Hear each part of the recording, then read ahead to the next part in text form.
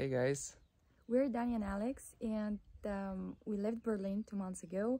We lived there for 8 years and realized that the big city is not for us. So we decided to make quite a big lifestyle change and came to a small village in the Bulgarian mountains. We've been here for already 2 months and we already settled, we already have a routine. That's why we thought it would make sense to share it with you, so you can also see what a day of living and working remotely in the village, in the mountains, in Bulgaria would look like.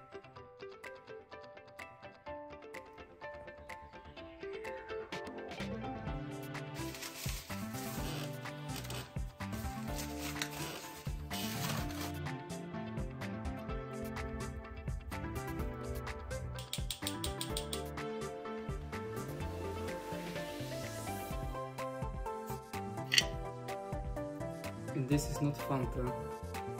That's actually homemade milk. I'm not sure if you can say that it's homemade, but it's fresh milk.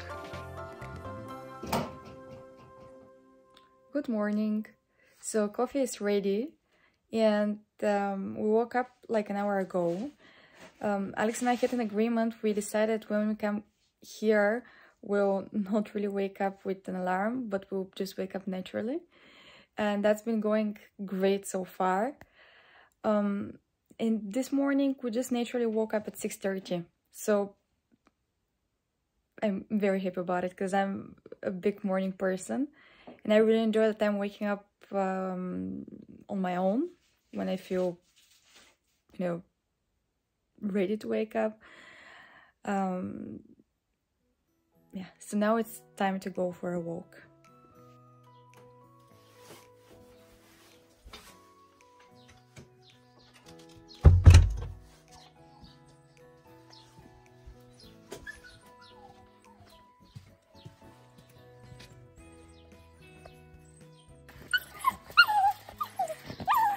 First job every morning is to say hi to the dogs. That's the dogs of the neighbors, but they're super friendly. They really like cuddling. So that's what we do every morning. Come to say hello to these puppies. They're not puppies anymore, but small dogs. Not even small dogs, they're big dogs. And we sometimes even take Lady for a walk, and I think today is a good day to take her for a walk. Okay, so Lady is out. Unfortunately, it's always the big doggos who wants to go out for a walk, but he cannot.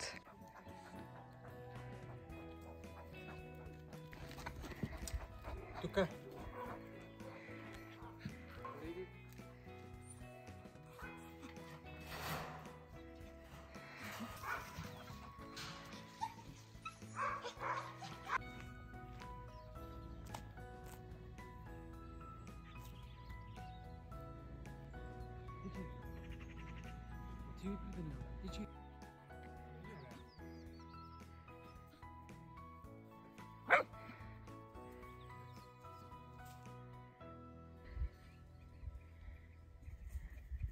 This is our happy place where we love coming every morning.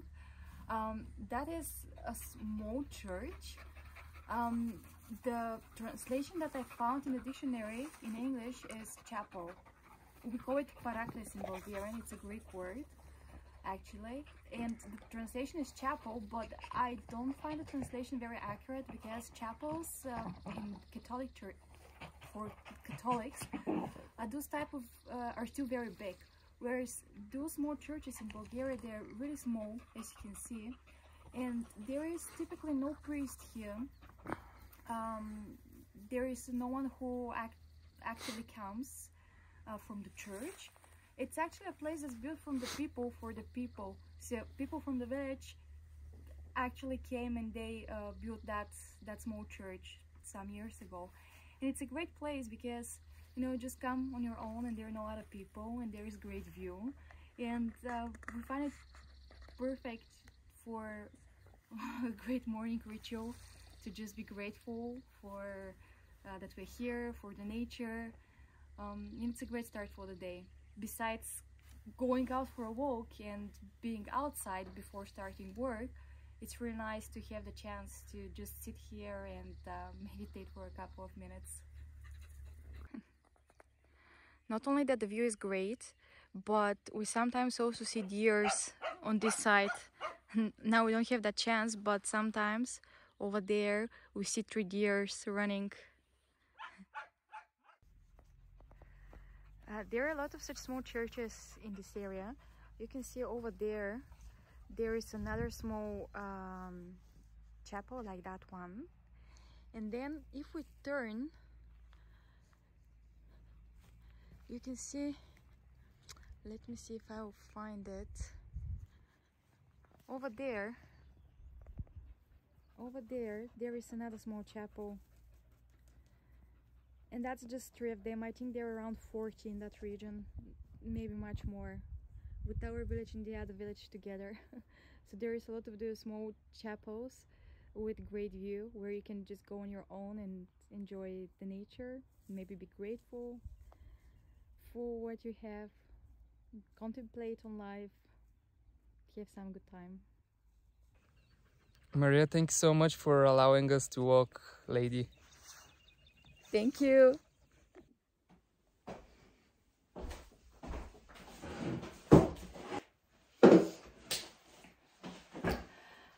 Okay, we're back. So it's time to start work. Typically, I start at 9 a.m. Bulgarian time, which is 8 a.m. in Germany, which is great because it gives me 2 to 3 hours before the first meeting of deep work. So what I typically do is I focus on one task in the morning. I don't check emails, I don't check Slack, and I really take my time in the morning to be super productive, super efficient and effective, and go in a flow, enjoy the work, and then continue with other meetings and checking emails and stuff like that. That works great for me. And especially here where there's no distractions from colleagues or other people, it works great. So I'm starting for today. I work in performance marketing for everyone who doesn't know and specialize in Google Ads. So if you have any Google Ads related questions, you can turn to me. So after I've worked for 4 hours and a half, it's time for a workout. It is the first time I do my workouts in the middle of the day. And it's pretty cool, I would say, because I get the chance to refresh my body, my mind, and then go back to work afterwards in the afternoon and then feel kind of more energetic. So it's nice, and it's really cool that I now have the opportunity to use the home gym to save time and to actually make this possible. Before, I used to go to the gym in the mornings, which was also really nice. I also really enjoyed actually doing that as first thing in the morning, so I know that I'm done for the day, and then I also felt very awake and alert when going to work. But now I decided to also try it that way, and I'd say that it's also pretty nice, so I highly recommend it. The gym, the home gym, it doesn't look really like a gym. It looks more like a room with some weights, but actually the equipment that we already have is enough to do a lot of complex exercises and train the whole body. Alex and I will do a session, another episode that's going to be fully dedicated on how we stay fit. So we'll also show you what the type of workouts is that Alex built for me and for himself. So we use that equipment most effectively.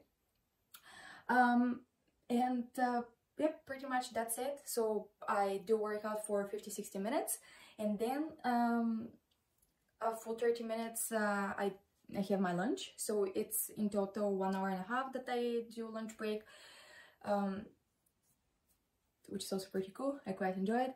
The important thing is to have meal prepped before that, so I don't have to waste time preparing something to eat. So I meal prep the night before, and then when I finish my workout, I simply go and have my lunch. So that's it. And then I go back to work. Okay, so after I've finished with my workout and I've had lunch, it's time to continue working, second half of the working day. It is not way more different than working remotely from Berlin, so I'm pretty used to it. It's nothing new for me and I'm enjoying it. For me, working on my own remotely has never been an issue, so also working here with that great view is great. So for me personally, it works perfectly. By the way, I prefer to share my work routine because for Alex, every day is very different. He is self-employed, he's a personal trainer, and it's the first time for him he works completely online. That's why he still doesn't have a super fixed day-to-day routine. That's why I thought it might be more interesting to you to find out how someone like me who has an office job schedules their day in this environment. So I hope it brings some value to you. And then I finish my work day at 6-7. Then I go for a walk. We prepare dinner, we have dinner, we sometimes play a game together, the two of us with Alex, and we go to bed fairly early at around 10. So that's how it goes. And I would like to share with you what we do on the weekends as well. So let's go there. Good morning. It's already Saturday morning, and typically on Saturdays we don't really have a routine. There is nothing specific that we do every Saturday. Besides, we make Bulgarian yogurt. So that's the thing that we at least try to do every Saturday. And I'm saying we try because the first time we did it, our neighbor showed us how to do it, and it turned out perfectly. And ever since then, we've tried 5 or 6 times every week since we've been here, and we fail every single time because something goes wrong. And I really hope that this time it will work out. So let's go for milk. That's my bottle. That's how you go to buy milk, and now I'll show you where we buy it from. So let's go.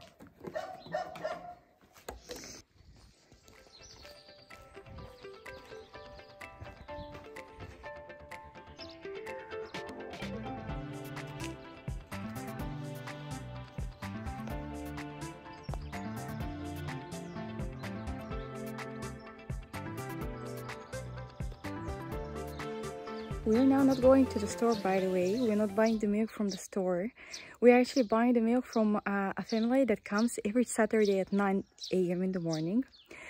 And they come with their bus. I'm not sure if the English word is supposed to be bus, but they come with their special vehicle that gives milk. And with our bottles, we go there and we buy it. It costs €1 per liter. Our neighbor said it's not the best of the best milks, but it's still better than the one you buy in the store. So I will now show you the crowd that has gathered already there, waiting for the guy to arrive. And I'm going there as well.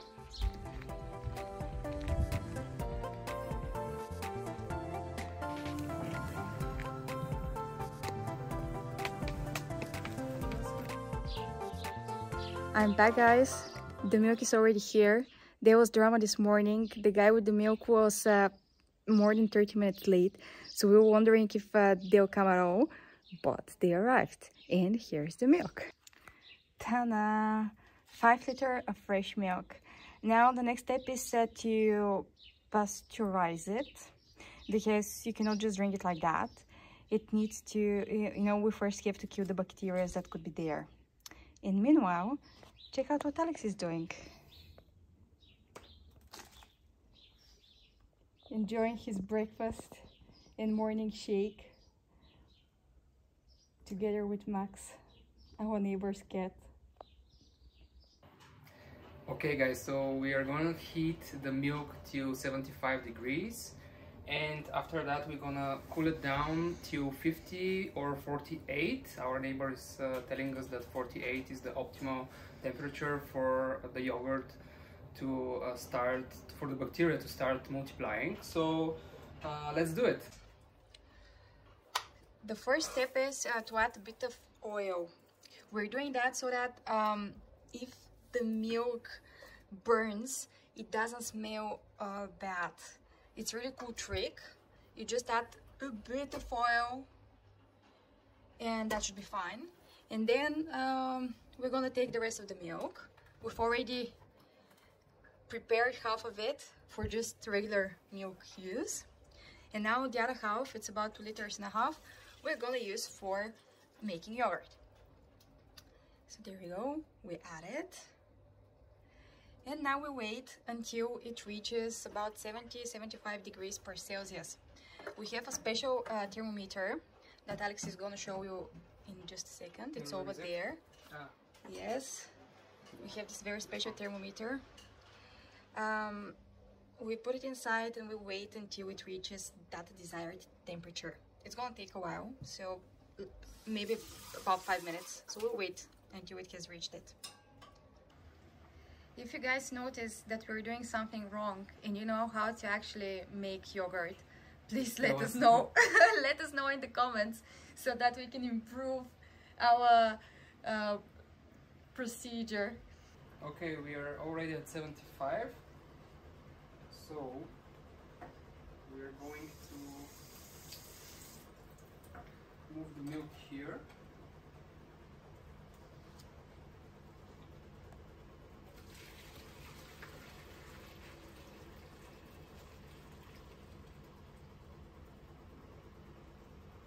So now we're going to wait till the temperature goes down to 50 and start putting the milk over there. But before, we're gonna mix the yogurt that we bought.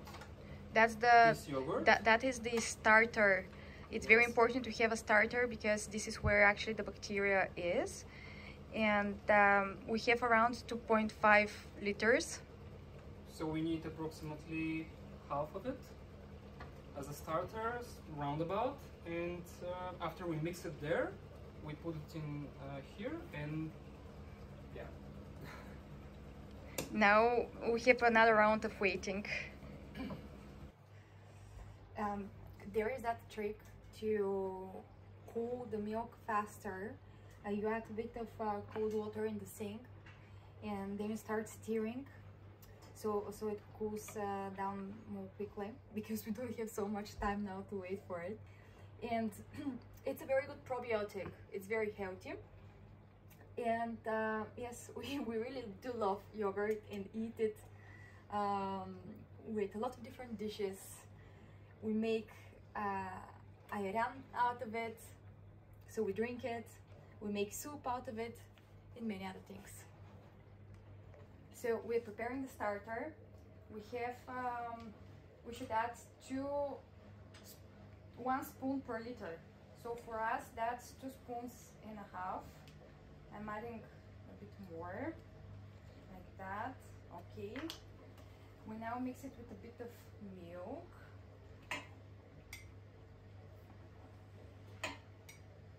Oh guys, the excitement is growing. Really hope it's gonna work this time. Is it ready temperature? Yes, yes. It's around 49. 49. Okay, we add it. We add the starter.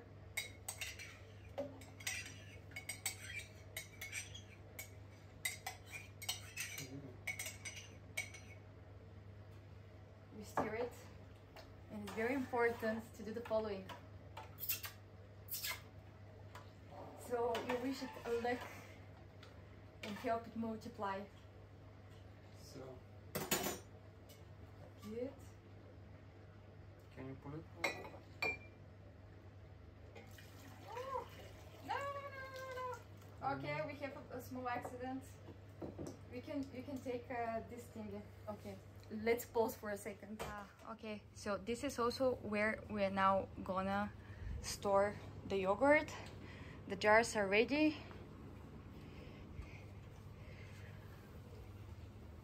We're putting them here. We have around 5 jars, 2 of which are not completely full, but that's fine. And there is that blanket that we stole from Qatar Airways. We use it for keeping the yogurt warm so that the bacteria can multiply. And on top, Alex is now gonna add a jacket.